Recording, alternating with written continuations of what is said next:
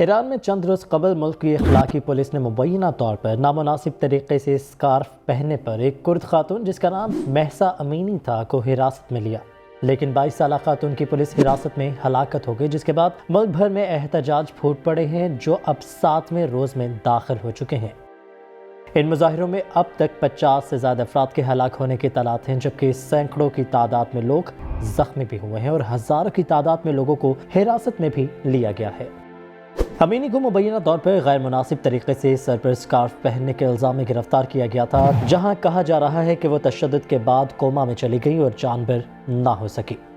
ان کی ہلاکت کے بعد شروع ہونے والے مظاہروں کو کنٹرول کرنے کے لیے ایرانی حکام کی جانب سے تمام سوشل میڈیا پلیٹ فارمز کو بلاک کرنے کی کوشش بھی کی گئی ہے۔ یہ مظاہرے ایران میں 2019 میں پیٹرول کی قیمتوں میں اضافے پر ہونے والے مظاہروں کے بعد سب سے بڑے احتجاجی مظاہرے ہیں۔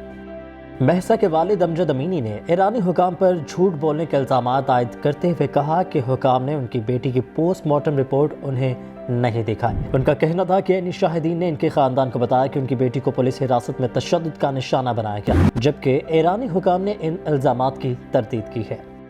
حکام کا کہنا ہے کہ مہسا امینی کو تہران میں اخلاقی پولیس کی جانب سے حراست میں لیے جانے کے بعد ان کے ساتھ برا سلوک نہیں کیا گیا، لیکن انہیں اچانک دل کا دورہ پڑا تھا۔ لیکن ان کے والد امجد امینی کا کہنا ہے کہ جب مہسا امینی کو حراست میں لیا گیا تو اس وقت ان کا 17 سالہ بھائی ان کے ساتھ تھا اور انہیں بتایا گیا کہ مہسا کو تشدد کا نشانہ بنایا گیا ہے۔ امجد امینی نے مزید کہا کہ ان کی بیٹی کی ہلاکت کے بعد ڈاکٹروں نے انہیں ان کی بیٹی کی لاش دیکھنے سے بھی روک دیا تھا۔ دوران احتجاج خواتین اپنے بال کاٹ کر اور حجاب جلا کر اپنا غصہ ظاہر کر رہی ہیں۔ سوشل میڈیا پر پوسٹ کی جانے والی ویڈیوز میں خواتین کو اپنے بال کاٹتے اور حجاب جلاتے ہوئے بھی دیکھا جا سکتا ہے۔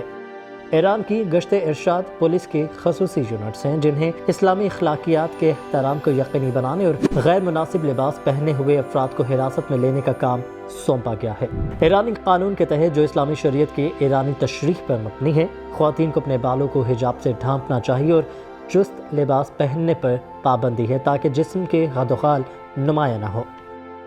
ایرانی حکام کی نامناسب حجاب کے خلاف جنگ یعنی سر پر اسکارف یا دیگر لازمی لباس کو غلط طریقے سے پہننے کے خلاف کارروائی کا سلسلہ سن 1979 کے اسلامی انقلاب کے فوراً بعد شروع ہوا، جس کا ایک بڑا مقصد خواتین کو عام اور سادہ لباس پہنانا تھا، جس کے بعد 2004 سے یہ فورس بنائی گئی۔ اس وقت تک دیگر قانون نافذ کرنے والے اداروں اور نیم فوجی یونٹوں کے ذریعے خواتین کے لباس کے ضابطوں کو غیر رسمی طور پر نافذ کیا گیا تھا۔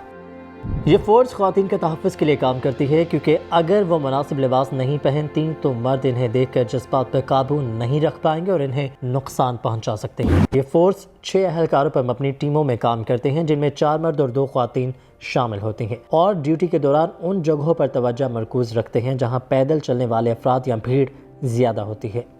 ایران کی اخلاقی پولیس فورس کو اکثر عوام کی طرف سے ان کے سخت رویے کی وجہ سے تنقید کا نشانہ بھی بنایا جاتا ہے، اور خواتین کو اکثر حراست میں لیا جاتا ہے اور صرف اس صورت میں رہا کیا جاتا ہے جب کوئی رشتہ دار یقین دہانی کرائے کہ وہ مستقبل میں قوانین کی پابندی کریں گی۔ اس واقعے کو پوری دنیا کے لیڈران نے سخت رد عمل دیتے ہوئے شدید الفاظ میں مذمت بھی کی ہے۔ ان مظاہروں پر رد عمل دیتے ہوئے ایرانی صدر ابراہیم رئیسی نے کہا کہ پولیس کی حراست میں مہسا امینی کی ہلاکت کی تحقیقات ہونی چاہیے، تاہم ان کا یہ بھی کہنا تھا کہ اس معاملے پر خدشات کا اظہار مغربی ممالک کی منافقت کا عکاس ہے۔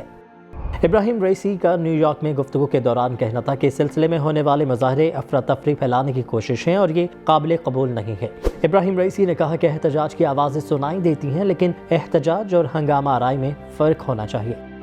ایرانی سپریم لیڈر آیت اللہ علی خامنائی کے ایک اعلیٰ معاون نے امینی کے اہل خانہ سے تعزیت اور ان سے کیس کی شفاف تفتیش کروانے کا وعدہ کیا ہے۔